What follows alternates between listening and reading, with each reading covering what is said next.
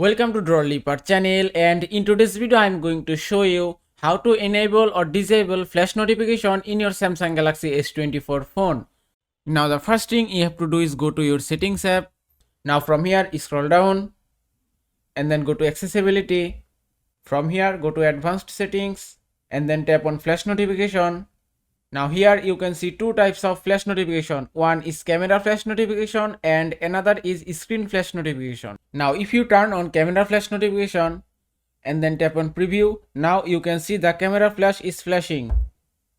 And if you turn on screen flash notification and then tap on preview, now you can see the screen is flashing.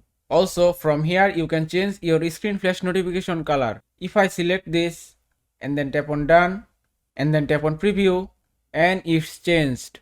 And that is how you can turn on or turn off flash notification in your Samsung Galaxy S24 phone. I hope this video was helpful. If it was, please give it a thumbs up and don't forget to subscribe.